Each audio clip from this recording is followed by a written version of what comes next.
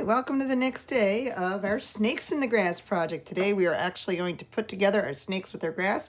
Should have together a painted picture, which you're going to start by taking this handy dandy grass template. We're going to place it exactly on top of here, and you're going to hold it down real good with your hands so that you can trace it. So I'm going to trace it because this is where I'm going to cut. I'm going to go up and down. And I'm going to go all the way down to the bottom, but not quite. Notice I stopped there. There's a very good reason why I stopped there. Do not go down to the bottom or you're going to have a really hard time putting those snakes in the grass. So I'm going to go around and go up. And then I'm going to go down, go up.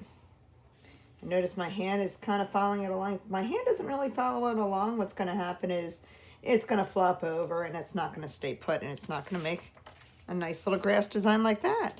So that's what we're going to have. And notice I'm drawing it on the back and not the front. That way our grass stays intact. Then I'm just going to cut it out. Now this is the tricky part. When you cut, you're going to want to cut all the way down the bottom. You need to stop when you get to this point here. Stop. Then I'm going to move up here. I'm cutting little triangles off. Did you notice that? So you don't have to sit there and go like that. I want you to go all the way down is what I want you to do. So go all the way down to the bottom. Stop. And then start at the top to get that little triangle out. So you're making little triangles. Well, you can even take these cool little triangles with you if you want. As a souvenir. I'm going to go all the way down here. Again. Stop. And then I'm going to start at the top. Every time I'm starting at the top. Did you notice that? I'm hoping that you will do the same. Because if you try to go like this, it's not going to work.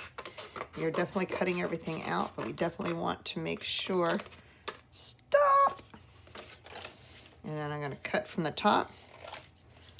Every time we cut one of these angles out, we cut from the top. There we go. Now I have some grass. Now comes the magic fun part. Now these snakes, I want to go through some grass. Okay, here we go. So what we're going to do is we're going to lift one up, put it through, put it down, lift one through, pull. He's going to move across, lift one up, pull it through, move it across. And there's snake number one. And he got through the grass just fine.